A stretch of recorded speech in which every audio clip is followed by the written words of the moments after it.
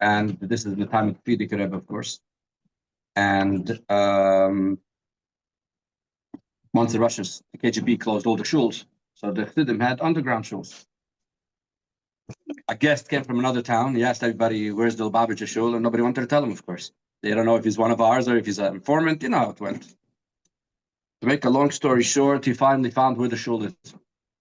So he came to the underground shul on Shabbos, and he saw a very strange scene. When it comes to Kriyas HaTorah, the reading of the Torah, they start selling the aliyahs.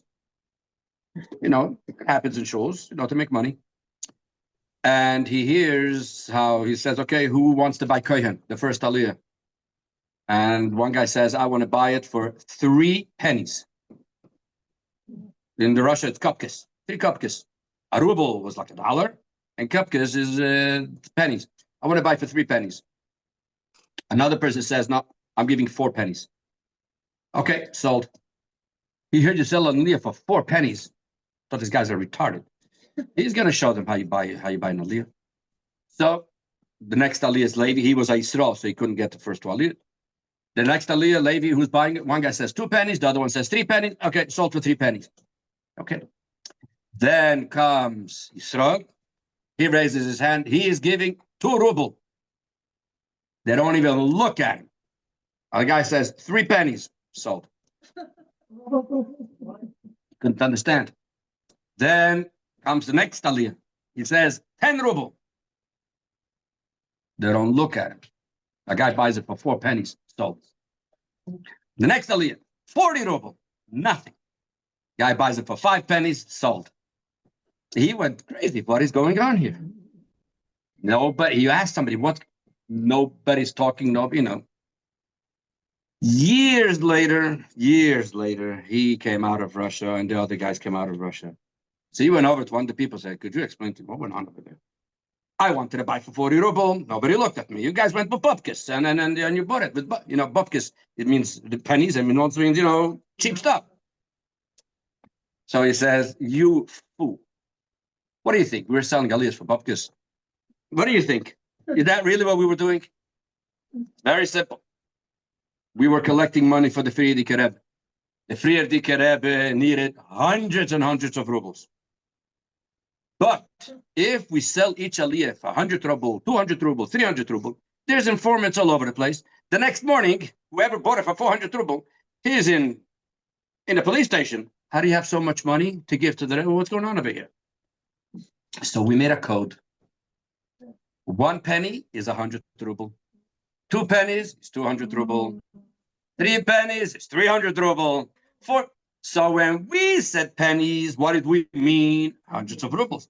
But when you said bupkis, you were talking about bupkis. So they were looking at you. Okay?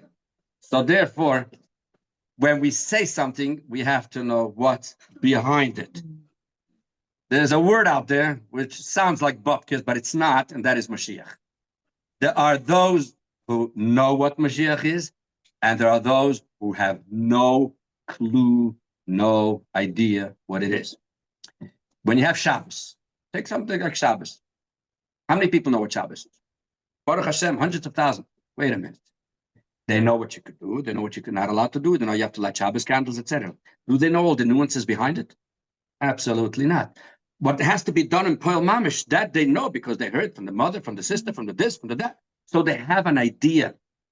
But to say that they are knowledgeable in the concept, most people who light Shabbos candles, if you ask them, wait a minute, why do we do it 18 minutes before and not on Thursday? Well, what's the difference? Of course, because Thursday is not out of Shabbos. But why epis a candle, and why most people won't know the answer to these questions? They know that this is what you have to do.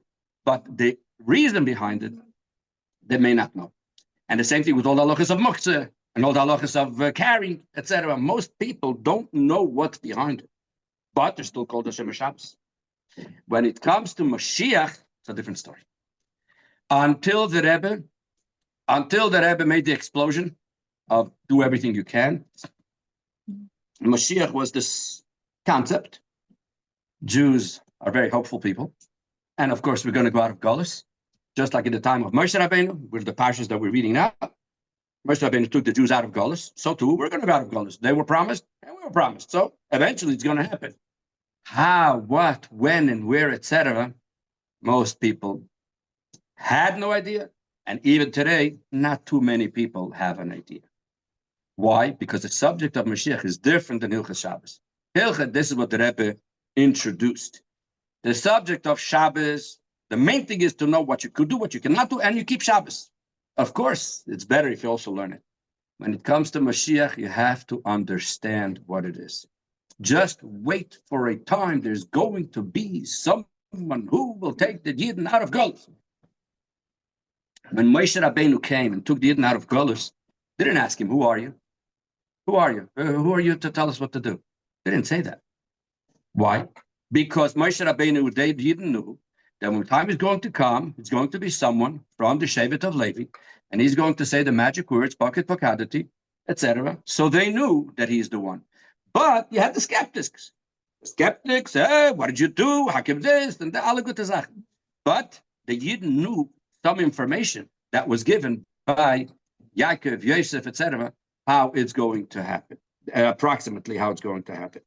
And then Moshe Rabbeinu was standing there for a year and a half, and he told them exactly, guys, there's going to be one plague and another plague. And at that time, the Yidden already stopped working. Batla was saying the work of the Yidden stopped already. But they didn't go out yet. And the reason is very simple. Because when Moshe Rabbeinu, Hashem told him to take the Yidden out of Geulah, Moshe Rabbeinu didn't run right away. It took over a year and a half. Why? Because it's a transition. When you take a person who's in a dark room for 10 years, then you put him outside the middle of the day, he goes blind on the spot. That's not the way to do things. You train him slowly, a little bit of light, a little bit more, until he's ready. When Yidden are in Geulah, especially Mitzrayim, for a couple of hundred years, whatever it was, the numbers, less, but it was a Geulah, to take them straight out of that it wouldn't work. They were just plots. So what did Moshe Rabbeinu do? It took a year and a half of preparation. And even after that of preparation, as we all know, not a big portion of them came out, etc., etc. When Mashiach is going to come, it's going to be a little bit different, because when Mashiach is going to come, everyone is going to go out.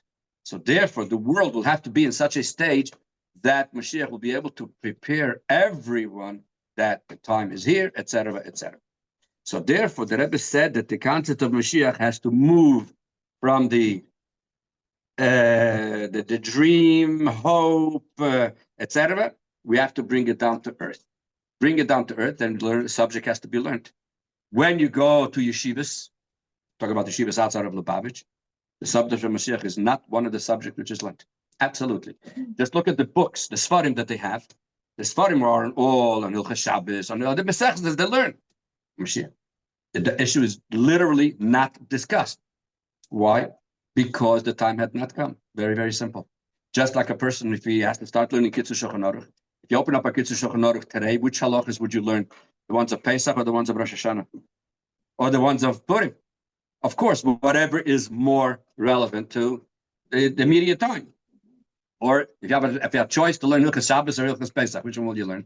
Of course, Hilchos Shabbos, because Shabbos is happening in a few days. So the same thing is when it comes to the subject of Mashiach. Being that the time had not yet come for Mashiach to take the Yidden out of Geulah, although there was a possibility, miraculously, etc., but on the practical level, Mashiach wasn't yet coming. The first time that the world got a little bit of a taste of what it means that Mashiach is coming, that was in the time of the Baal Shem Tov. When the Baal Shem Tov came and said that he went up and he looked at Mashiach and he asked him, when are you coming? And Mashiach said, when your wellspring will be spread out to the world. This is where it started. But then came the Maggid, then came the Alter Rebbe, and all the Rabbeim, they were all preparing for a time when all of Chassidus will be prepared, because that's all Teros Shel Mashiach. And just like on Shabbos, we prepare on Friday, and there's a halacha that you have to taste the food before Shabbos, so too is with Chassidus, that we taste what it's going to be when Mashiach comes. And this is why we have all the status of Chassidus. Therefore, a lot of times you will see statements made by different rabbis regarding Mashiach, what is right, what is not right. And some of them will even go and quote the Rambam. But of course, if you ask them, did you learn this Rambam in Shiva? Absolutely not. You only looked at this Rambam when you had to answer this question. And this question was posed to you. Otherwise, because in the beginning of this whole story, there was once one of our Chevre was on the airplane. and he asked, what? I'm gonna say it now. I'm saying it now. That was somebody was on a plane, and there was another guy, a learned person, who was on the plane, and he said that the Rambam writes that Mashiach, one of the things Mashiach will have to do is Yaakov call Yisrael. He will gather all the people, So you guys are saying that the Rebbe is Mashiach, and he's going to gather all the. To me, the Rebbe didn't touch it. So the guy says, 1 second. Where does it say this, that Mashiach will have to gather all the people? Yaakov, where does Yaakov call Yisrael? What? Not force. It's he'll engage. Okay, and it means through words, not through force. Okay, so he asked him, where does it say Yaakov called Yisrael? So the guy answered in the Rambam. Which Rambam? Perkei Dalet. So he asked him, when did you learn this Rambam, when you were in yeshiva? He says, no, a few weeks ago, he read an article about Mashiach, so he checked it out. He says, no, and the Rebbe didn't touch you. Why did you look at the Rambam? Because he saw an article where it says, right? So there you go. It doesn't mean that he has to come to every single person and say, hello, sir, we're going out of Geulah. That's not what it means. The message has to get to every single person. And the message, I think, got out there. Maybe not enough yet, but enough that Mashiach can come today. Anyway, so therefore, what we're going to do today is there's two basic parts to the subject of Mashiach. First thing is, why is now the time? That's one subject. But then there's another subject, what is Mashiach? And in order to know what is Mashiach, the first thing you have to do is you have to learn the Rambam. There are 2 chapters. Now, many of you know a lot of these subtopics. Some of you may not necessarily, so I'm just going to go quickly over. The Rambam is the most comprehensive sefer in Jewish history when it comes to Torah, to halacha, to mitzvos, etc. There's not a single detail in halacha that the Rambam did not address. Shulchan Aruch does not address everything. Shulchan Aruch addresses only what's applicable to today when we are in Geulah. But the halachas of Beis HaMikdash, the halachas of tzaras, the halachas of karbonis, all these things are not discussed in the Shulchan Aruch. So if somebody wants to know everything about Torah, just by learning the Shulchan Aruch, you're not going to know everything about Torah. If you want to know everything about Torah, that you need the Rambam. The Rambam wrote several Sfarim. Obviously, you learn Sefer HaMitzvos, but the main Sefer of the Rambam, and by the way, tonight is the Rambam's Yahrzeit Chav, and that's why we're getting together, I assume, right? And this week is also the Alter Rebbe.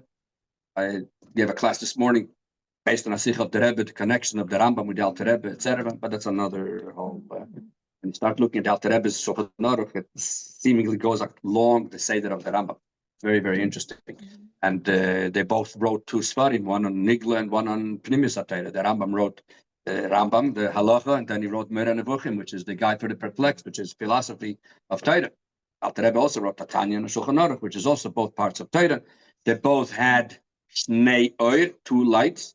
The Rambam has 2 mems, the Rambam. One mem is open, one mem is closed. Open mem shows on the revealed part of Torah, closed mem shows on the closed part of Torah. So there's a lot of similarities between the Rambam and the Alter Rebbe. One very interesting similarity, what? Oh, there's 2 mems, open mem and closed mem. So open mem means revealed part of Torah. Closed mem is the closed. It's a Gemara. There's a Gemara that explains the shape of the letters of the Aleph base. So it goes by the mem. It says that we have 2 shapes because one shows on open things in the Torah, certain things which are not revealed yet. But one of the very interesting parts of the connection is, I'm sure you know that the Alter Rebbe had a lot of opposition, to the extent that one year the other side, the leaders came out with a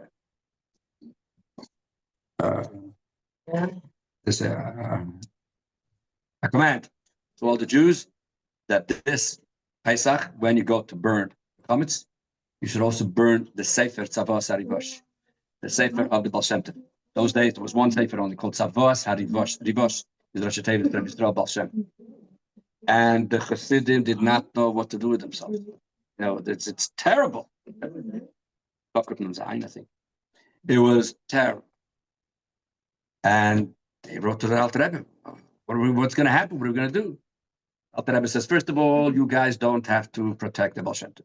Baal Shem Tov will protect himself. Second of all, why don't you learn from history? Think this is the first time? Don't you remember what happened in the time of the Rambam? That in the Rambam, not everybody understood the greatness of the Rambam. And they went and burnt the Rambam out into certain places, right? Why? Because those people were far from the Rambam. They had no clue what they didn't understand the Rambam. And it took a while until they finally understood. And once they finally understood, they came and started learning the Rambam even more. So the Alter Rebbe says, don't worry. The same thing is going to happen to us. And you have nothing to worry about. But it's interesting how the Alter Rebbe compares the two things. Anyways, so getting back to the Rambam wrote a sefer which is called Yad HaChazaka. Yad HaChazaka, Yad is hand, Yad is 14. Shulchan Aruch is divided into 4 parts. The Rambam is divided into 14 books. Sfarim. Each one of these Sfarim contains different subjects. The Rambam divided all the subjects in Torah into 83 subjects. Pei Gimel, 83. Shabbos, Yom Tov, Tefillin, Tumas Torah, Beis HaMikdash, 83 subjects. Each one of these subjects has chapters. Shabbos will have 30 chapters. Megillah and Chanukah will have 5 chapters, or whatever. Everything according to... All together, you have 14 Sfarim, 83 subjects, 1,000 chapters. The whole Rambam is exactly 1,000 chapters. Okay? The last Sefer is called Sefer Shoftim, Judges. Shoftim. That's the 14th Sefer. The 83rd subject is called Hilchos, Melachim, Melech, Melech, HaMashiach. In the new prints, you don't have it necessarily in all of them. Some new prints have it. The original prints from 400 years ago have Hilchos, Melachim, Melech, HaMashiach. Hilchos, Melachim, the laws of kings, their wars, and Mashiach, has a total of 12 chapters. So chapter 11 and chapter 12, in the big picture, is chapter 999 and chapter 1000. Okay? These last 2 chapters are Hilchos Mashiach, the laws of Mashiach. Right before the laws of Mashiach, chapter 10, 9, is the halachas of Sheva mitzvos b'nei Noach. The halachas of the 7 mitzvahs that the Goyim have to do. And the Rambam writes over there clearly that when Moshe Rabbeinu came down from Har Sinai, he was commanded by the Eibishter that the Yidden have to make sure that the Goyim have do all the Sheva mitzvahs b'nei Noach. Now, of course, throughout history, this was an impossible task because the Yidden were subjugated to the Goyim. There were a few instances where there was such a thing that the Yidden taught the Goyim Sheva mitzvahs. I'm a very, very proud Italian. In Italy, there's a city called Livorno. In Livorno, there's a shul, and the shul happens to be in a square. The square is called Piazza Ben HaMozeg. Ben HaMozeg was the Rav of Livorno about 150, 200 years ago, maybe. And he was so well respected that he wrote on Sheva mitzvahs. And there's a whole thing that he wrote on Sheva mitzvahs, and very interesting. And he got a lot of going to follow. But these are the exceptions, not the rule. The Rambam put it into his sefer because that's part of what the Yidden have to do. Right after that, the Rambam wrote the halachas of Mashiach. So therefore, if somebody wants to understand the concept of Mashiach in halacha, see, when you go to the Midrashim, when you go to the Gemaras, when you go to all these places, you'll have a lot of opinions and stories and things. And the Rambam brought, for example, I'm going to just take one example. Everybody knows that there's Mashiach ben Yosef and Mashiach ben David. The Rambam doesn't mention Mashiach ben Yosef. Okay? Because according to the Rambam, Mashiach ben Yosef is a total different story, which has nothing to do with the halacha of Mashiach. Okay? And so too with a lot of other things. And so therefore the Rambam made the halacha, so we should know what needs to be done. So chapter 11 and chapter 12 of Hilchos Melachim, which is chapter 999 and chapter 1000, is Hilchos Mashiach. So far so good? Okay. Now, Why does the Rambam have 2 chapters? Make it 1 chapter. Because chapter 11, the first one, discusses the person. Who this is, what this is, what his job is, his resume. Who are we talking about? The second chapter discusses the era of Mashiach. People think the Mashiach is going to come, we're going to start flying, and we've got that lineage bus. The Rambam starts off the era of Mashiach, chapter 12. You have chapter 11 here, I guess, right? Yeah.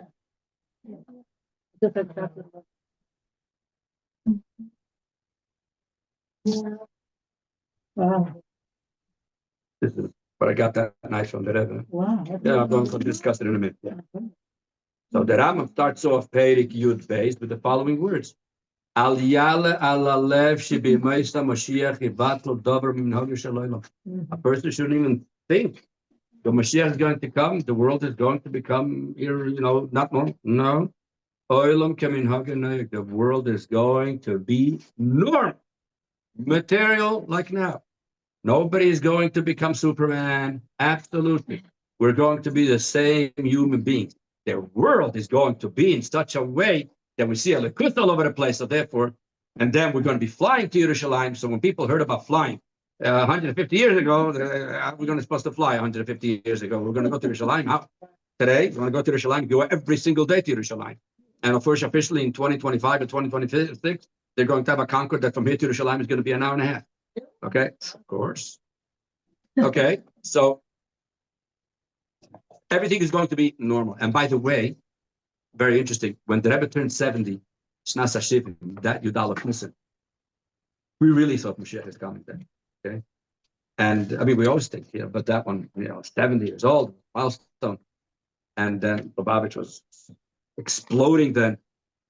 And one of the things that Rebbe discussed then, well, we didn't know these, whoever learned these Rambams, and the Rebbe spoke a whole thing about the coming of Mashiach, about people shouldn't think the Mashiach is going to come. Who knows? The world is going to be. And I remember the Rebbe took like a balloon, and you take a pin, and the whole thing explodes. We thought Mashiach is going to come. We're going to stop flying. No, the world is going to be. But now it's easy to understand. Those days we didn't understand. Today, can everybody sit in the bedroom and see someone in Australia? Sure, no problem. 60 years ago, it wasn't yet on the radar. Okay? Yeah, you have television is awesome. Yeah, so it was like today, it's 100% normal to be in your room and learn together with Mashiach. And he could be anywhere in the world, and you could be anywhere in the world. And it's for free and without a problem. Okay? So that's why you have 2 chapters. So chapter 11 and chapter 12. Chapter 11 discusses the person, and chapter 12 discusses the era. Okay? This is what the Rebbe discussed in the second Siyum Rambam, after the Rebbe started the concept of. Now, Chassidus has always been the preparation to the coming of Mashiach. Right? Because that's what Baal Shem Tov, he went up to Mashiach and he asked him, when are you coming? He didn't say when old ladies are going to light Shabbos candles. He didn't say when everybody's going to learn Daf Yomi. Everybody should learn Daf Yomi. If the people don't learn Gemara, should. I mean, but Mashiach is a total different story. Mashiach is l'chshia futza ma'nesecha futza. So the Chassidim always knew that Chassidus and Mashiach go together. And Mashiach without Chassidus is a little bit of a problem. Okay? And this went on for years. Finally came 1991, and the famous time when the Rebbe came back from the oil after Pesach, the 28th of Nisan, and the Rebbe said, it's totally not understood why Mashiach is not here yet.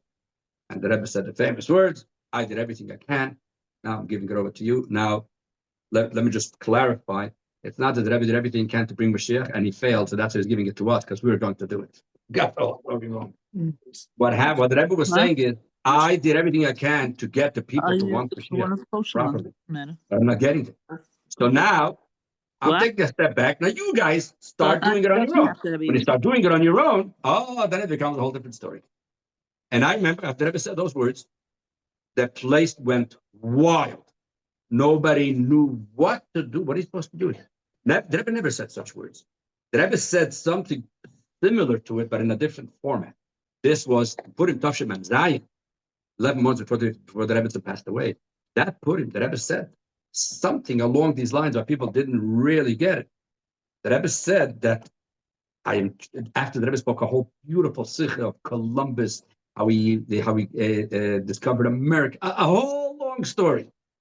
And finally, the Rebbe came and started talking, and how things are getting more clarified today in Torah and in everything, and in tzedakah and the whole thing. Then the Rebbe said, and after a lot of toiling, I was trying to figure out, so why isn't Mashiach here yet? And the Rebbe said, seemingly, there's a concept which is called Hanasi Hu Hakol. The Nasi, he is everything. Everybody's the Nasi, and the Nasi is everyone. So the Rebbe said, I guess the time has come that things should move over from the Nasi to the Hakol. That not he should just keep on giving. The people should start on their own. And the Rebbe brought from... What year was that? Memzayin Purim. Unbelievable Fabrein. Beautiful Fabrein. Meditating. Long sikha. We started talking, it was all of a sudden he went to Columbus and on the boat, and who was with him, and they brought to America, but they didn't bring to America. The Aleph Bay is that, what the Aleph Bay is here before. Long thing. Very interesting. And the Talmidim of that, he said, I think of the Ramak, were on the boat.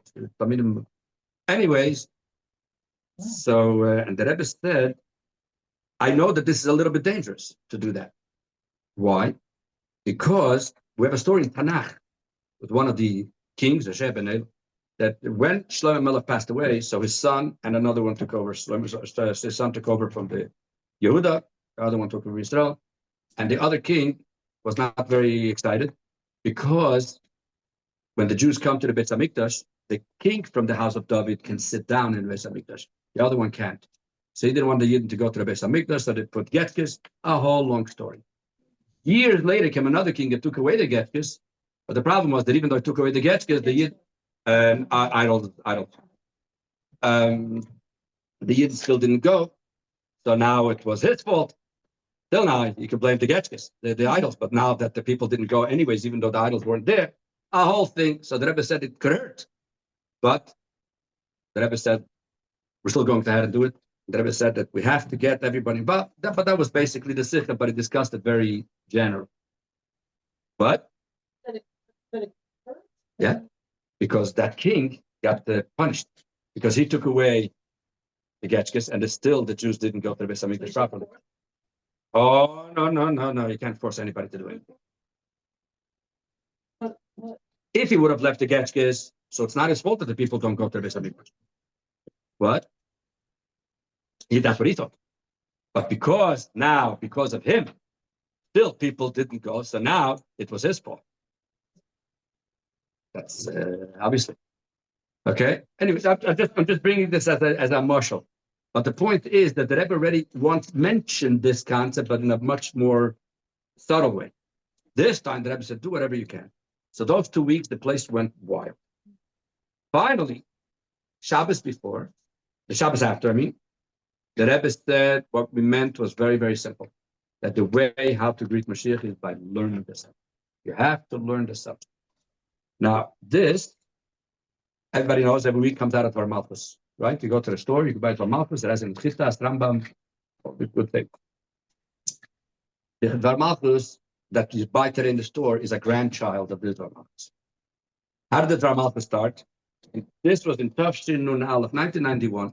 There was a chassid in Eretz Yisrael, very smart guy, named Speleth, and he decided he wants to be able to spread the Rebbe Sichos in a much wider fashion. Now, a lot of people who go to yeshivas, they're not used to the Rebbe style. There are some people who learn the revealed part of Torah, Gemara, Halacha, Medrash, but the Rebbe Sichos could start from Marashi and go to Azoyar and go to Kabbalah and go. The Rebbe Sichos are very, very. The whole Torah in a sikha. So what he did was, so a lot of people wouldn't even pick up the sikha because they know it's not their language. Doesn't. So what he did was he made a booklet called Dvar Malchus, and he would print in it the sikha of the week, and then add another simpler sikha, and then let's say add a letter from the Rebbe, and a story, let's say. So this way, some people picked it up for the story.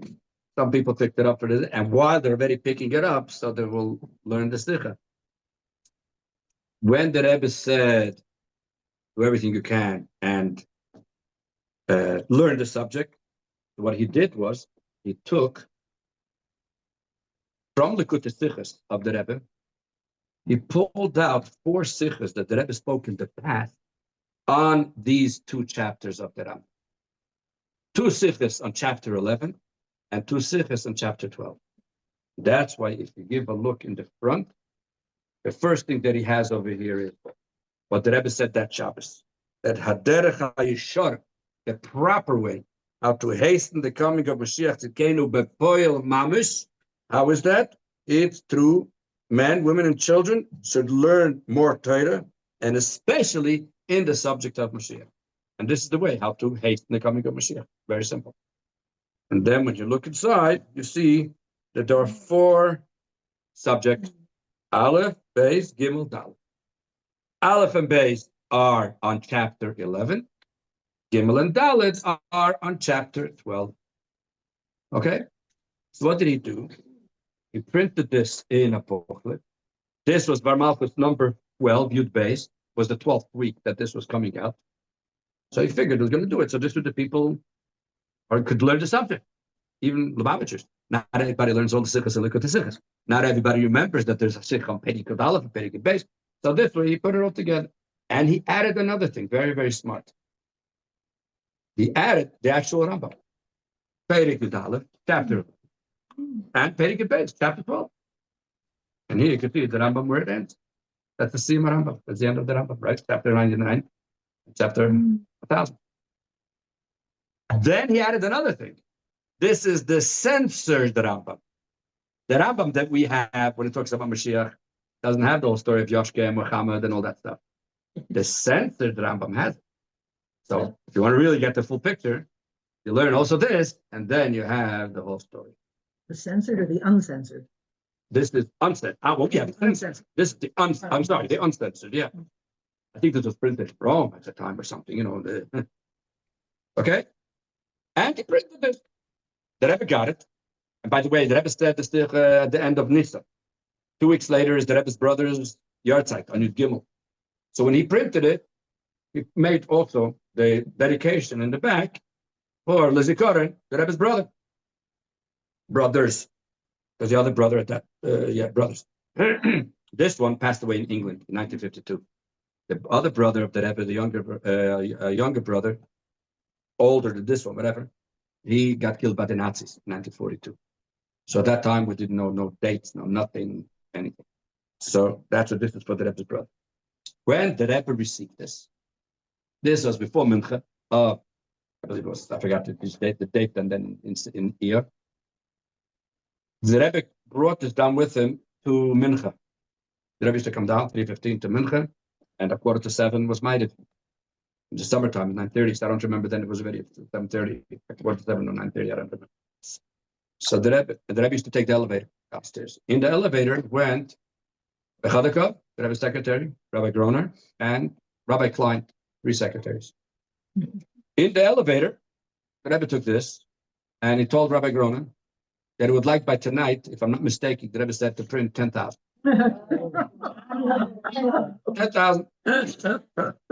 And the Rebbe said with this. In other words, the whole thing, as is. What's on the back? What? Dedication.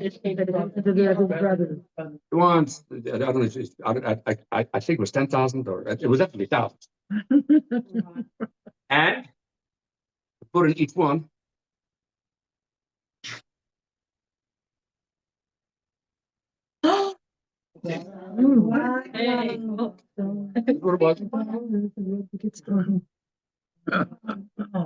So the Rebbe says, of course, it's going to happen. And because the Rebbe said, I want to distribute it tonight after night. So at that time, there was a printing press upstairs. They used to print the stickers. And they heard. So of course, they're going to do it without going into all the details of it. The Rebbe came down to Mincha, 3:15. The Rebbe said a sikha. At the end of the sikha, in the sikha, the Rebbe mentioned that in Mirz Hashem tonight, we're going to be distributing, and if I remember correctly, the words were a Maimer of Rabbi Nistienu, something from our Rabbi. That's, if I'm not mistaken, that's what the Rebbe said. The Rambam. Well, the Rebbe always says that whatever he says is based on the previous. Now, what? 1991? 2 weeks after the Rebbe said, do everything you can. 2 weeks later. Because normally, the Rebbe used to give up Tanyas, could trace him, right? You see it many times, those of you remember, or if you see on videos. The Rebbe never before announced it. When the Rebbe gave up Tanyas at the end of the Fabrengen, at the end of the Fabrengen, the Rebbe said, and now we're going to give out Tanyas to everybody. So whoever was there got, and whoever got to hear within the next 2-3 hours was able to come. But here, the Rebbe said at 3:30 that he's going to give out after Maidiv. So I think maybe even night was 9:30 then. So there's a good couple of hours. People came from everywhere. We all, wherever, tri-state for sure. Anybody who's within 3-4 hour driving, they all came running. The Rebbe's giving out something. And this time the Rebbe announced it.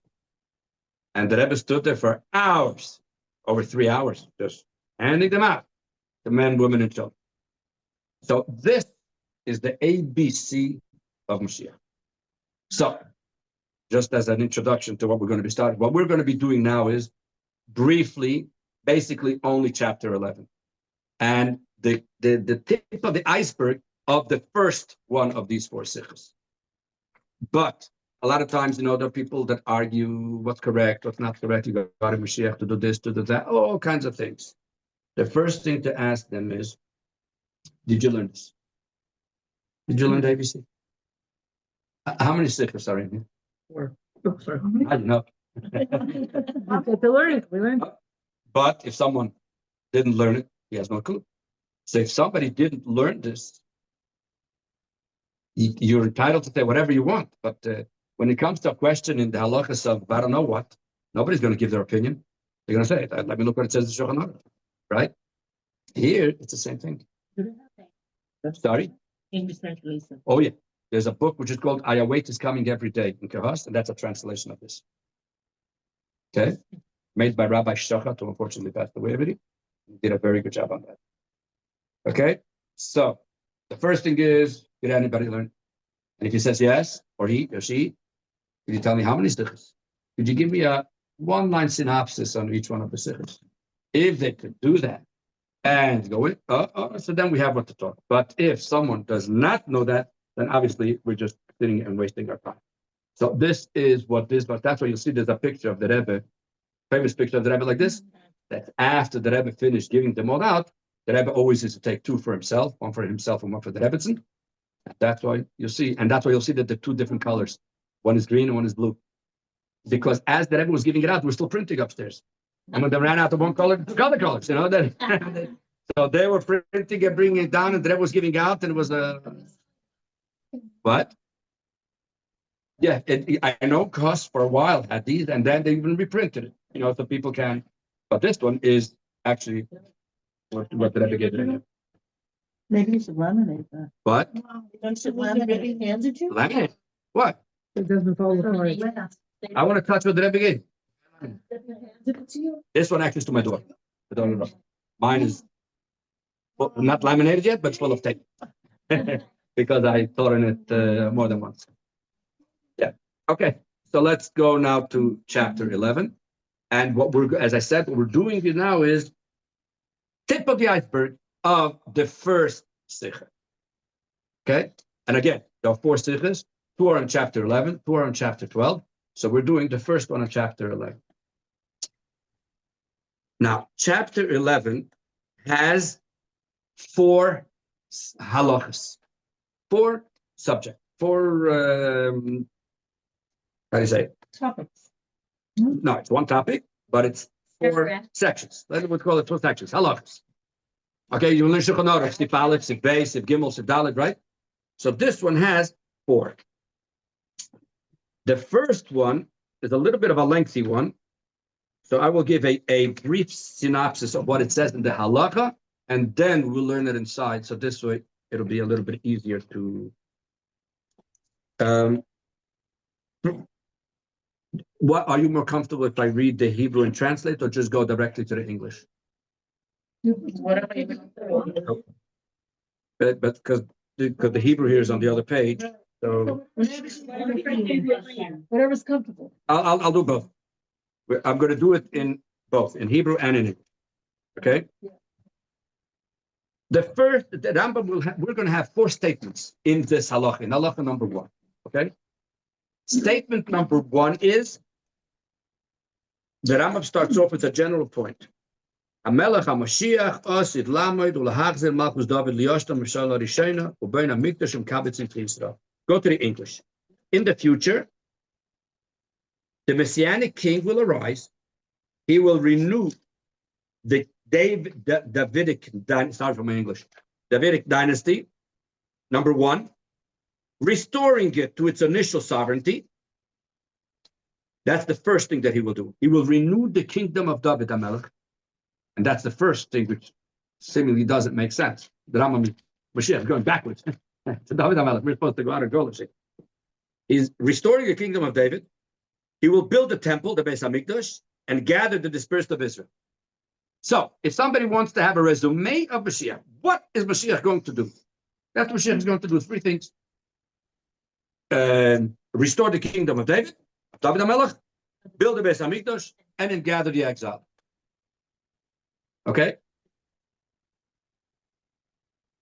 That's it. That's what Mashiach is going to do. Isn't he going to revive the dead? One of the group, ask any person, what's he waiting for Mashiach? Yes, amazing. No? Yeah. No? No. Not Rambam. I don't know what you're talking about. Not only that, if you want, just to make it more interesting, go to number 3. Go to halacha number 3. Look what the Rambam writes in halacha number 3. See it, one should not presume?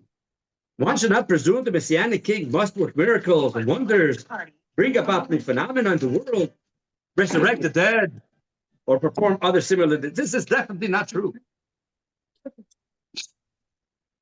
How could the Rambam say that? Now, don't get scared. There is going to be Tchias Amazing the moment Mashiach comes. Okay? No question about that. But if you notice, the Rambam says something very, very interesting. When you talk about Mashiach, don't mix issues. Why? Okay? But let's leave that for a moment. Let's just continue reading what the Rambam says. Okay, so the first statement is that 3 things that Mashiach is going to do is restore the kingdom of David, build the Beis HaMikdash, and gather the dispersed. Subsequently, it says then, basically means subsequently, in his days, 3 things are going to happen. Because we restored the kingdom of David, the observance of all statutes will return to the previous state.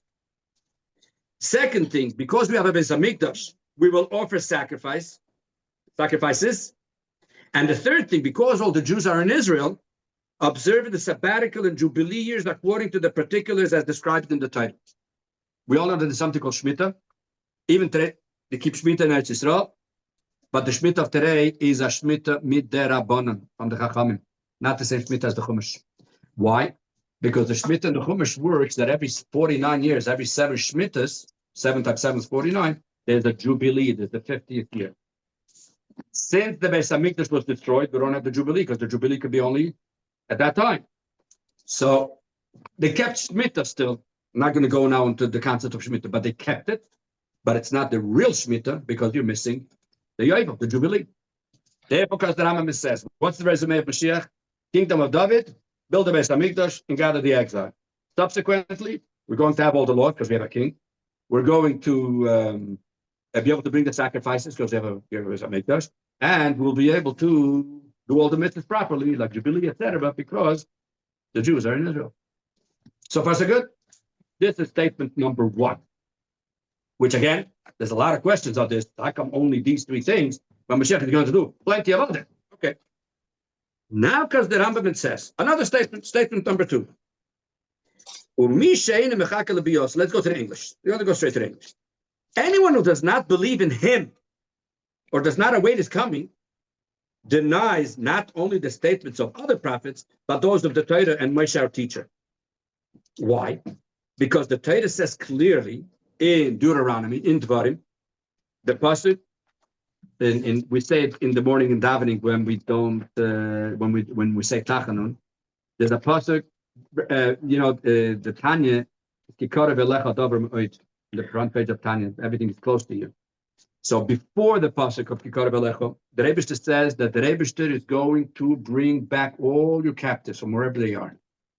Even if they're at the end of the world, at the end of the sky, the Rebbe will bring everybody back. This is the psukim in the Torah that say about Mashiach.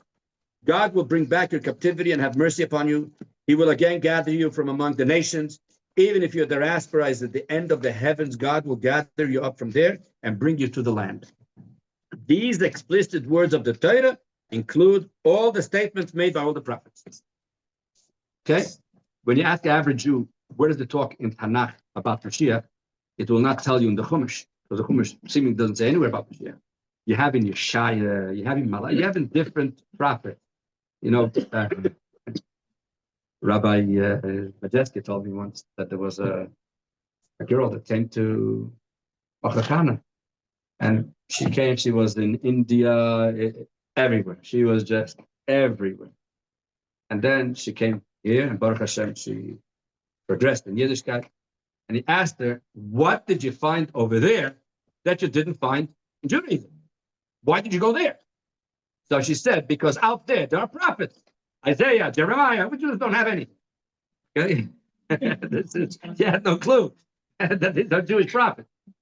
Okay? And that's why in the other religions, they quote everything from Isaiah, from Jeremiah. The whole thing with the other religion is all based on Psukim and Tehillim and Yeshaya, etc. So therefore says the Rambam that people may think that in the Torah it doesn't discuss Mashiach. Says the Rambam, yes, it does. You know where? When it says in the Torah that the Rebbe is going to gather all the exiles. And these few words include everything that says in the prophets. For example, on Achar Shel Pesach, we have the whole Haftarah of Achar Shel Pesach. What does it talk about? Mashiach. The whole thing, that's why we have Sudas Mashiach.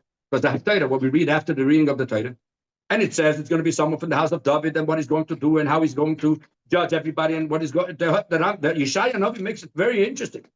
And this actually, the Rambam brings in the second chapter when it talks about the heir. Okay? But it talks about the person too. So that's why it says the Rambam that if somebody denies in Mashiach or doesn't wait for his coming, he denies in the Torah and in Moshe Rabbeinu, not only in the prophets for sure. Everybody knows that they deny the prophets, but he denies also in the Torah. Why? Because the Torah makes it very clear that Mashiach, the Rebbe, is going to take Yidden out of Geulah. Yes. The fact that there's this pasuk in Torah with Rambam, Mashiach will gather everyone from the corner of the earth. That is one of the prerequisites for knowing who Mashiach is. Who Mashiach is? No. We're soon going to see how that works with the prerequisites. We're soon going to see how it works. Okay? Fine. So this is statement number 2. So we have statement number 1 is the 3 things Mashiach is going to do, and subsequently what is going to happen. David Melech, Beis HaMikdash, and gather the exiles. Therefore, we're going to be able to do all the mitzvos. We're going to have the Karbanis, and we're going to do Shemitah and Yovel proud. Statement 1. Statement number 2, and therefore, once you know his resume, if you don't believe in him, or in his coming, right? You're not waiting for its coming, not believing it's coming. Mechaket, waiting, you deny in the Torah and Moshe Rabbeinu and everything. Why? Because the Torah says Mashiach is coming. And the question is, obviously, as we're going to be discussing soon, what's the flow here? The 3 things Mashiach is going to do, and therefore, if you don't wait for him, you're denying the whole Torah. Hey. The 2 statements, but where's the flow here? Now the Rambam continues, I told you a place in the Torah where it says Mashiach. I have a surprise for you. There are 2 places in the Torah we talked about Mashiach. Where's the second place? There is a man, his name was Bilam. He was a prophet for the non-Jews, and he gave a prophecy about Mashiach. But he went into details. He didn't just say, one day Hashem is going to gather the exiles. No. He has 4 verses, 4 psukim. And he says, Bilam doesn't only talk about the last Mashiach. He talks about 2 Mashiachs. And you ask somebody who are the 2 Mashiachs. Everybody says Mashiach when you ask Mashiach with David. Absolutely not. Look what the Rambam says. References to Mashiach are also made in the portion of Bilam, who prophesies, the last paragraph on this page, yeah? Who prophesies about two anointed kings. Who is the first Mashiach, says the Rambam? The first anointed king, David HaMelech, who saved Israel from their oppressors. The final anointed king who will arise from his descendants to save Israel at the end of days. Okay? So who are the two Mashiach? David HaMelech. David HaMelech is the first, then Mashiach is going to take Yidden out of Geulah. Now, why in the world did David HaMelech deserve the title Mashiach? Mashiach means someone who's going to take the Jews out of Geulah. David HaMelech was a great guy, right? Great king. The grandfather of Mashiach. But the Rambam says there are two Mashiach, David HaMelech and Mashiach. Motzei Shabbos, we say David Malka Mashiach. But why? Why did he deserve the title? The Jews are in Geulah for the last 2,000 years after David HaMelech. And now the Rambam is going to bring four psukim. Pasuk number 1, you'll see that there's the first part and the second part of the pasuk. So the first part talks about David. The second one about Mashiach. The second pasuk also. The first part talks about David. The second part, Mashiach. The third pasuk, first part is David. Second part, Mashiach. The fourth pasuk, first part David. Second part Mashiach. Okay. Now let's look inside. I see him, but not now. At the bottom of the page, yeah, the last line. I see it, but not now. Which refers to David. To David. I perceive it, but not in the near future. This refers to Mashiach. A star shall go forth from Yaakov. This refers to David. A staff shall rise from Israel. This refers to Mashiach. Crushing all the Moab princes. This refers to David. As Shmuel relates, he estimated David and measured them with a line. The estimating all of the Seth descendants. This refers to Mashiach. The roof of Sitati. Fourth pasuk. Edom will be demolished. This refers to David. As it states, Edom will become servants. Seir will be destroyed. This refers to Mashiach. This is halacha. So let's make a little summary here, because I told you so. I've read a little bit of a long halacha because it has three basic statements. Okay? Statement number 1 is the resume of Mashiach. What is Mashiach going to do? 3 things. Restore the kingdom of David, build the Beis HaMikdash, and gather the exiles, so we'll be able to have all the halachas, we'll be able to bring karbanos, and we'll be able to do all the mitzvahs. Good. 1. Subsequent to that, says the Rambam, statement number 2, therefore, whoever doesn't believe or wait for Mashiach, denies the Torah, not the prophets, because the prophets everyone knows. But also the Torah. Where does it say in the Torah Mashiach is coming? The Shav Hashem Alekecha Shvuscha. The Rebbe is going to bring back all your exile. Okay, statement number 2. Now comes the Rambam and says, statement number 3, I have a second place in the Torah where it talks about Mashiach. You know where that is? Bilam. But Bilam talks about 2 Mashiachs. The first one, which is David, and the second one, which is Mashiach. And then he brings the psukim. The first half is David, second Mashiach, David, Mashiach, David, Mashiach, David, Mashiach. This is halacha aleph. So far, so good? So the main thing we have to understand, there's absolutely no flow here. Because first the Rambam says his resume. And therefore, if you don't believe or wait for him, you're denying the whole Torah. You could do all the 630 mitzvahs. You don't believe or wait for him, you're denying the whole Torah. That's heavy word, very, very heavy words, by the way. Okay? And then not only that, not enough to believe in Mashiach, you have to also wait for Mashiach. Shabbos, is there a mitzvah to wait for Shabbos? There's a mitzvah to prepare for Shabbos. But you don't have to, yeah, Shammai, he saw something on Sunday, right, Basil? Right? If he saw something, oh, this is for Shabbos. Yeah, but he didn't go on Sunday to look for something for Shabbos. If he saw something good, he kept it for Shabbos.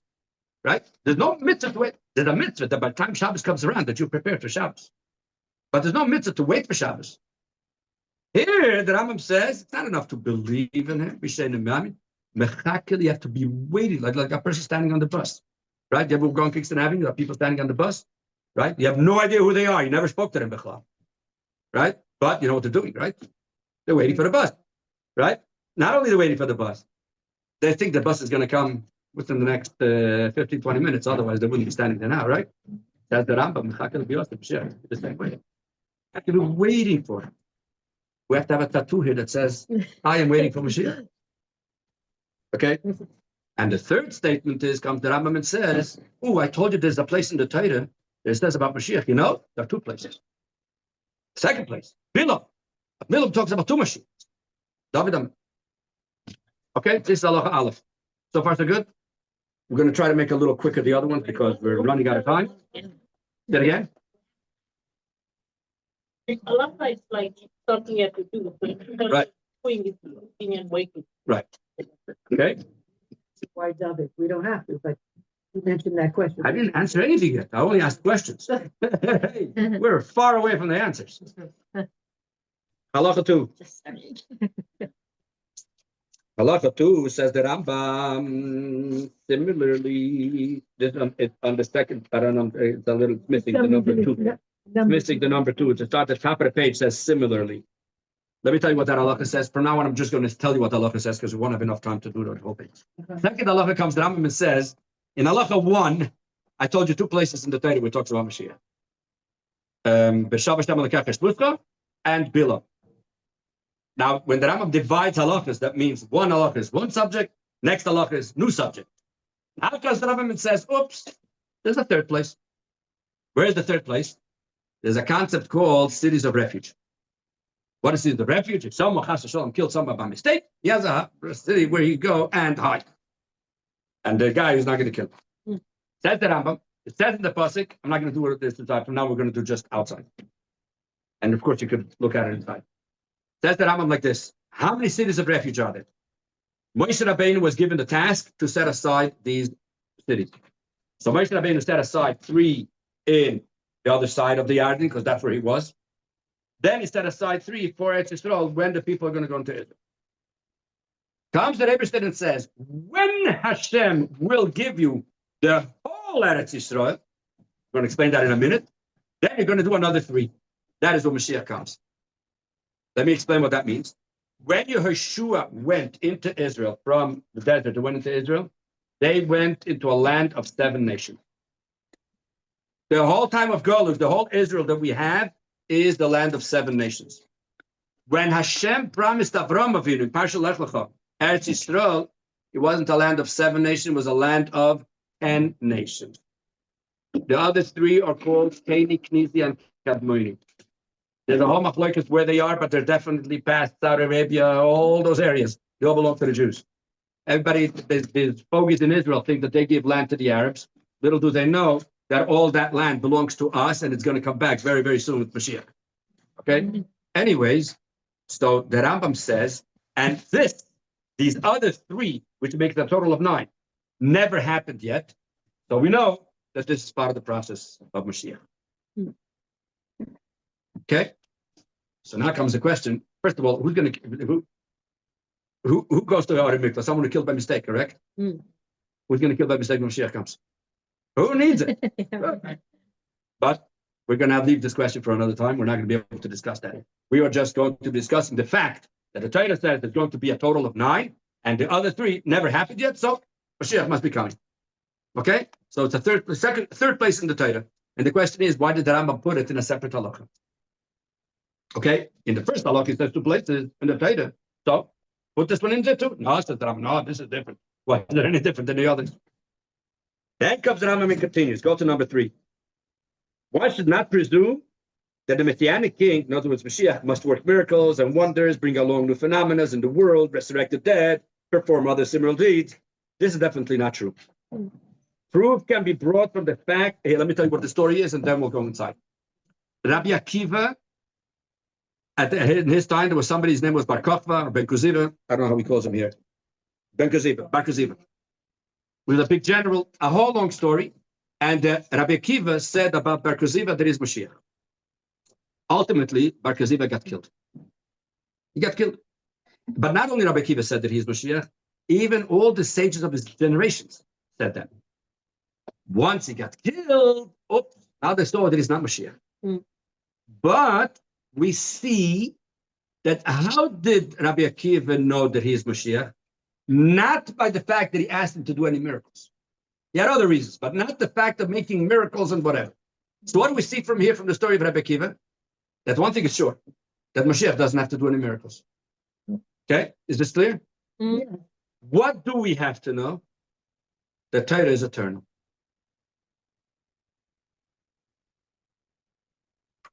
What's the connection exactly?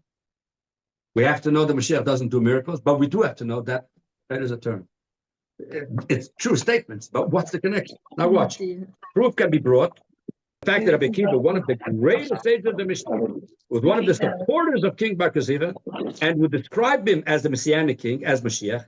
He and all the sages of his generation considered him to be the Messianic king until he was killed because of sins. Once he was killed, they realized that he was not Mashiach. At the same time, what do they say? The sages did not ask him for any signs or wonders. So from here we see that don't even think the Mashiach is going to do wonders. What do we have to know? The main thrust of the matter is that Torah, its statutes, and its laws are everlasting. We may not add to them or detract from them. It's a very true statement. But what is the connection between these two things? To say the Mashiach doesn't have to do miracles, revive the dead, etc., with the fact that Torah is eternal. You're not allowed to add anything to Torah. Who's adding anything to Torah? Okay? I'm sorry? We're talking about the Jews. We're not talking about any other religion. If we start talking about other religions, we're never going to finish that. Therefore comes the Rambam and finishes off. Go to halacha number 4. I don't know if you have it here. Yeah. Yeah, the top of this page, with the top of the page starts with the words, if a king will arise. Yes. Is there a difference between killed and just naturally 100%. passing away? Yeah. Good. Of course there's a difference. Rambam is very careful with what he says.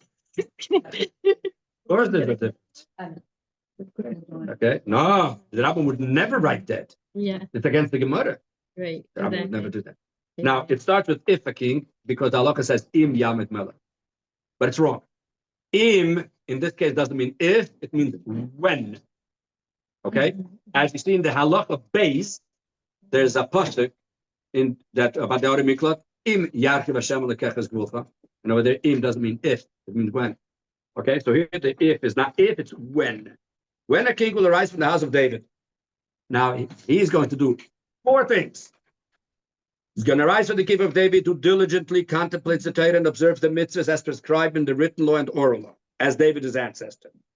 That's number 1 that he's going to do. In other words, observe all the mitzvos. And yeah. The second thing he'll do will compel all of Israel to walk in the ways of Torah and rectify the breaches in its observance. The third thing that he will do is, and fight the wars of God. We may with assurance consider him Mashiach. If he succeeds in the above and does the 4th thing, I'm sorry, you consider the above and does what we said before, builds the temple in its place and gathered the dispersed of Israel, then he is definitely Mashiach. Skip all of this because this is the censored part, and you go to the end where it says that he will get the whole world to. It's the top of this page, but the top of the word is together. Together. Together, as it states in Spanish, I will transform the people to a purer language, that they will all call upon the name of God and serve him with one purpose. In other words, the 4 things that Mashiach is going to have to do is, first thing is, he has to be a grandson of David Melech, fulfill the whole Torah Shebiksav Shebal written in oral. He has to compel all the Yidden to do so. He has to fight the wars of Hashem, and then fix their whole world. These are the 4 things that Mashiach is going to do, and that is his basic resume. The question is, where did the Rambam find the sources for these 4 things that Mashiach is going to have to do? Okay? So we have a Pedic. We learned 4 halachas without the censored part, and we only have questions. We have no answers. Okay?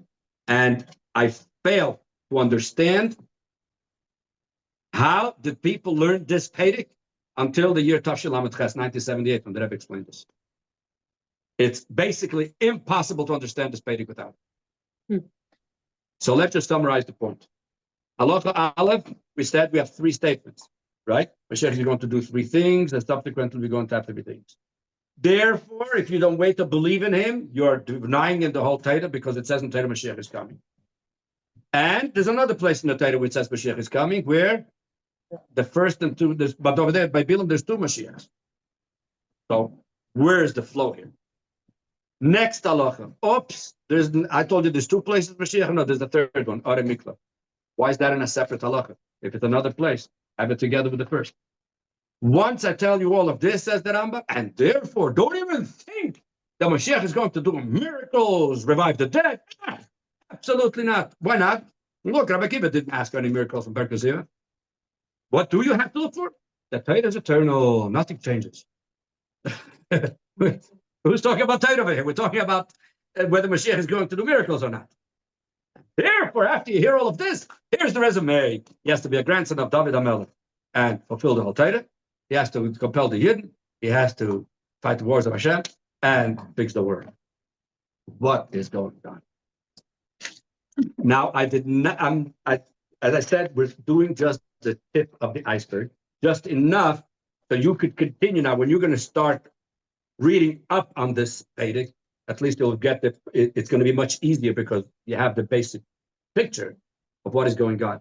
I did not bring in all the other mefarshim that the Rebbe brings and ask. I'm just bringing the basic point. Okay,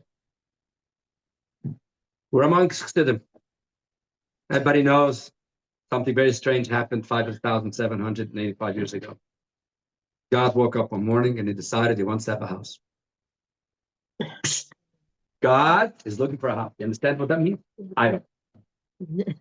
God is looking for a house. So he goes and creates the world. I think it's the most bizarre thing you could think of. But it's the Eibishter. If it's the Eibishter, we'll play along the game. We have no choice. Right? So the Eibishter decides he wants to have a dwelling place. He wants to have a dwelling place. Where is he going to have it? On planet Earth. Now, how are you going to make a dwelling place for Hashem on planet Earth? If we are people and Hashem is a big person, right? We have little houses. For him, we have to make a big house. And if he's a person who likes to play tennis, that house will also have to have a tennis court. And if he likes to swim, an Olympic swimming pool. But if he's not a person, then how do you make a house for him? He's not a person who needs to eat. He doesn't need to sleep. He doesn't need a roof. How do you make a house? There's only one answer. Only one answer. The Rebbe gave blueprints of the house. You know what the blueprints are? The Torah. The Torah is the blueprints. If you, 18 minutes before Shabbos, take that match and you light the candle, boom, you've made a house for Hashem. If that guy takes a few straps from an animal, he has no clue what it says in the box. He swings it around his hand, he made a house for Hashem. This is what he wants. Okay? If this is what he wants, that's what we're going to do. Comes the Rambam, tells a person, you want to build a house for Hashem? There are 613 of these acts that need to be done. Like Shabbos candle, put on tefillin, make your kitchen look like a spaceship on Erev Pesach, right? Like the famous story of Moshe Rabbeinu comes down Erev Pesach and he says, which holiday is this? Okay. Anyways, so, yeah, a lot of people don't like that joke. So comes the Rambam and says, you want to be what's called a frumi yid, a religious person. What do you mean a religious person? Someone who follows the Eibishter. You want to follow the Eibishter, there's only one way. You got to do 613 mitzvos. You do it, in other words, collectively, because you have Kohanim, Levim, men, women, but collectively, you have to do 613 mitzvos. When the world is at a stage that the world can collectively accomplish 630 mitzvahs, that is Hashem's house. Why? Ask him. Don't ask me. Ask him. Therefore comes the Rambam and says, I learned with you 998 chapters. What did I learn with you in these 998 chapters? All the 630 mitzvahs, all the Shabbat mitzvahs, everything you have there. Now, go and do it. And this is how you're going to be a from Yid. You do one less, zero. You're worthless. Right? Otherwise, the Rambam wouldn't put the mitzvah in if you're not doing it. Comes the Jew and tells the Rambam, I can't do 630 mitzvahs. We're in Geulah. In Geulah, we can't do all the mitzvahs. Says the Rambam, you're in Geulah? Okay. I have an answer. You know who will give you that possibility? Melech HaMashiach is going to do 3 things. Watch this. So if you do 630 mitzvahs, you're a from Jew. If you don't, you're not. Take Moshe Rabbeinu. Did he do all the 630 mitzvahs? No, Collectively. Yeah. Did he? All the mitzvahs at Luyas Baretz? He couldn't do. Right? So, Moshe Rabbeinu was definitely a from Jew. Let's not go overboard here, yeah? But in his time, the concept of Dira B'Tachtainim was not happening. Why? Because and that's why he wanted to go. Why did he want to go to Exile so much? He loved Exile. Because he wants to do all the mitzvahs to Luyas Baretz. It's very, very simple. He wants to do Dira B'Tachtainim. And the Rebbe said, not for you, it's whatever, without going into all the details.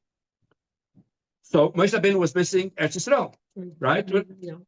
So if we want to say, what does the world have to look like in order to do all the 630 mitzvahs? 3 things, 3 conditions. One is you need a king that tells you all the mitzvahs. Otherwise, you don't know. There's no law, there's no order. The second thing is we need a Beis HaMikdash. And the third thing is we need all the Yidden Eretz Yisrael. If you have these 3 things, you have a complete Dira B'Tachtainim. That's why comes the Rambam and says, you know what Mashiach is going to do? Nothing gathered the exiled. He's going to do 3 things. He's going to give the possibility to the world to do all the 630 mitzvahs. That's what he's going to do. Taina. King, Beis HaMikdash, the Yidden in Israel. Finished. Therefore continues the Rambam right out. Now you understand why only these 3 things? Because we're not talking about the world. We're talking about the Rebbeishter and Torah, the Rebbeishter's world. The Rebbeishter's world is Torah. Therefore continues the Rambam and says, and therefore, if a Jew stands there and says, well, God, Mashiach is not here, what am I supposed to do? Says the Rambam, no. If you don't show to the Rebbeishter that you want Mashiach today, that means Torah is not eternal for you. Torah, the mitzvahs could be done. Imagine Chas v'Sholom, our grandfather went to jail in Russia. And they took away the tefillin. What did they do? They didn't say, hey, what should I do? I have no tefillin. They screamed. They want their tefillin. Imagine you're standing on the highway. It's half hour to Shabbos, and you're stuck on the highway. What are you going to do? You have to light Shabbos candles. What are you going to do? You're going to run out of the car, go to the first exit, go to the and get a candle. Right? Says the Rambam, hey, you know that there are 613 of these? It's not only lighting candles, not only tefillin. There's karbanis. Did you bring the carbon this morning? I didn't have a Beis HaMikdash. Are you crying about? Are you telling the Eibishter you want the Beis? You want to be a from Jew? Are you asking the Eibishter? I want the Beis HaMikdash. If you're not asking the Eibishter, if it's not on your forehead that it hurts you, didn't bring carbon. That means you don't believe karbanis. The karbanis is not a mitzvah. That's the concept of waiting for Mashiach. You're showing to the Eibishter, just like you wouldn't have your film. You don't have a candle Friday. You go nuts. How many calls I get Friday from ladies in the hospital? They don't let them light Shabbos candles. Everybody goes crazy, right? Hey. We got 630 things to go crazy. How many mitzvahs do we do in Geulah? About 80, 85. There's 613. We want to make a dira for the Eibishter. That's what the Rebbe was screaming always. That the Eibishter is in Geulah. Why is the Eibishter in Geulah? We have Baruch Hashem, we're sitting and eating. We have everything. There's no police coming to the door to take us to jail. No, that's not what the world is supposed to look like. We have what to eat. The world is supposed to be a place where you do 630 mitzvahs. So as long as we don't have the Beis HaMikdash, forget about the Goyim. We don't have a Beis HaMikdash. We can't be from Jews. We're not from Jews. We're not doing Dira B'Tachtainim. And that's what the Rambam said. The 3 things Mashiach is going to do is be able to do all the 630 mitzvahs. And therefore, if you don't show to the Eibishter that you are waiting for Mashiach, you're denying it the whole Torah. Because you're saying, this is important, this is not. I know these are very harsh words, but that's what Rambam says. And that's why the Rebbe was so into this. Why? Because the Rebbe felt this every single day. So far, so good? Oh, that's what the Rambam says, and it says it in the Torah. Now comes the Rambam and asks a question. So you're telling me that what does Mashiach do? Gives these 3 things, right? Comes the Rambam and says, I'll prove it to you. Word, I'll prove it to you. Bilam says that there are 2 Mashiachs. The first Mashiach and the last Mashiach. Why is David Melech called Mashiach? Because what does Mashiach do? Three things: king, Beis HaMikdash, and Eretz Yisrael. Who was the first one in history that gave the possibility to do all the three things? Now, although David Melech did not build the Beis HaMikdash, right? Who built the Beis HaMikdash? Shlomo. But if you learn the Rambam in Hilchos Beis HaBchira, the way the Rebbe requested we do it in the summer, what does the Rambam say over there? That when David Melech bought the place, what happened? This became the place, and not only became the place, until that moment, anybody was able to make a little mizbech in their backyard if they wanted to bring a personal card, not a carbon Pesach, not a big carbon, a private carbon, a thank you carbon. Once David Melech said, Zeh Beis Hashem, that's it. You're not allowed to make any more of those. It's only here. So the first one who had halachically based on Mikdash was David Melech. So David Melech is the first one that gave us the possibility. That's why the Rambam says, I have a second place to the Torah, but that talks about two Mashiachs, David Melech and the last Mashiach. What is the common denominator between the two? That they give the possibility to Klal Yisrael to do all the 630 mitzvahs. This is halacha aleph. So far, so good? Yeah. Oh, but now comes the $1 million question. If David Melech was Mashiach, yeah, why did we end up in Geulah after? So Chas v'Shalom, maybe after the last Mashiach, also the same thing is going to happen. You're calling David Melech Mashiach Arisha in the first one, and you tell me there's going to be another one. And after the first one went to Geulah, what's going to happen with the last one? Who's guaranteeing us that we're not going to go after that? Chas v'Shalom. Therefore comes the Rambam and says a separate halacha base. Here the Rambam explains the difference between Mashiach and David. David Melech, watch this, had 612.6. It didn't have 630 mitzvahs. Because out of Miklat, he only had 6 out of 9. So he had 612 mitzvahs, 0.6. Mashiach is going to have 613 because he's going to have the last 3 out of Miklat. So now he's going to have complete. Once we have a complete 613, that's it. Wow. The world comes to his completion. Now, of course, I'm not going to go into the concept of what of these 3 out of Miklat. That the Rebbe for almost 6,000 years is waiting for 3 out of Miklat. For who? For what? But again, we're not going to go into that. We have a separate class, and you're going to go nuts when you hear the answer. What? They're on the other side. There's all machlokes. There's a step called Encyclopedia Talmudis, and they show you which. There's a few opinions, but it's definitely on the other side. Half of those places, Iraq, Jordan, it all belongs to us. So now you understand the first 2 halachas? Very simple. The Rambam said, what Mashiach is going to do is going to give the world the possibility to do all the 630 mitzvahs. Once you do all 630 mitzvahs, that's it. It's a perfect world. Therefore, continues the Rambam in halacha 3. Don't even think that what Mashiach is going to do is miracles, revive the dead. He's not going to revive the dead. You know what's going to happen? How did death happen? Did the Rebbe create death? No. When the Rebbe created the world, there was no death. After our dear grandmother gave the apple to her husband, oh, that's when the mitzvah came down to the world. But before that, there was no death. So death is something that was added because the world was not complete because a sin was made. The moment the world is complete, what's going to happen to the death? It's going to disappear, just like it came. It's going to disappear. So but Mashiach is going automatically. The world is going to be a perfect world. Death is not going. What happens if there's no death? What happens to the dead people? They wake up. Very simple. But Mashiach is not going to do Tchias HaMesim. That's not what he's going to do. Tchias HaMesim is peanuts. What Mashiach is going to do, give a perfect world. The moment you have a perfect world, automatically everybody's going to be up. Finished. There's not going to be anybody sick. There's not going to be anybody dead. Why? Because it's a perfect world. So far, so good? Let it be now. I'm asking.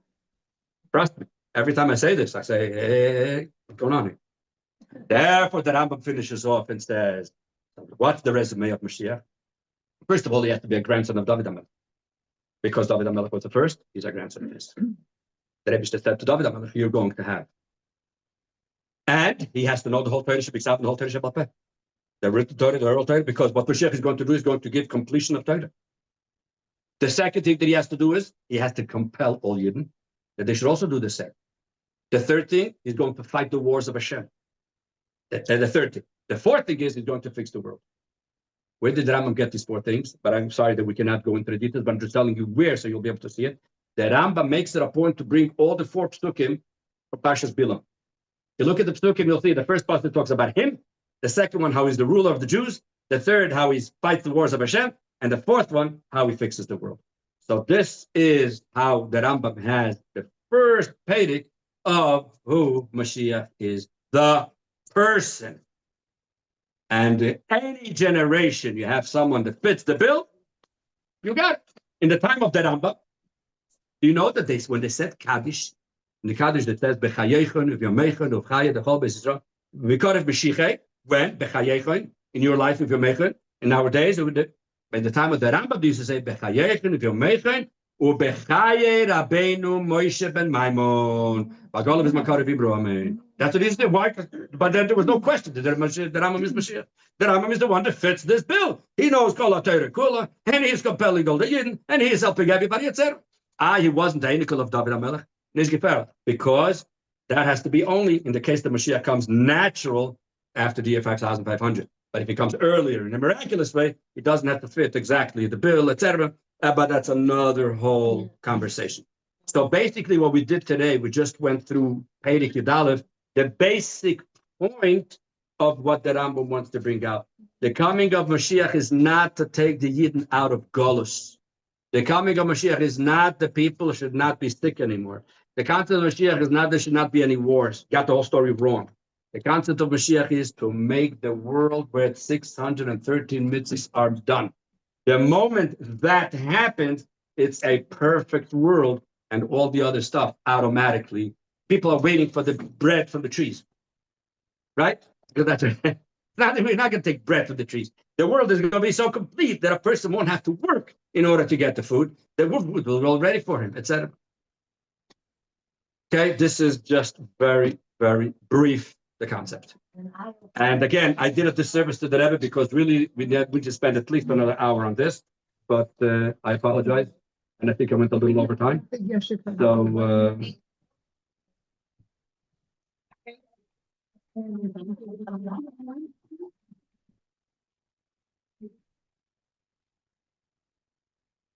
Look at Abba.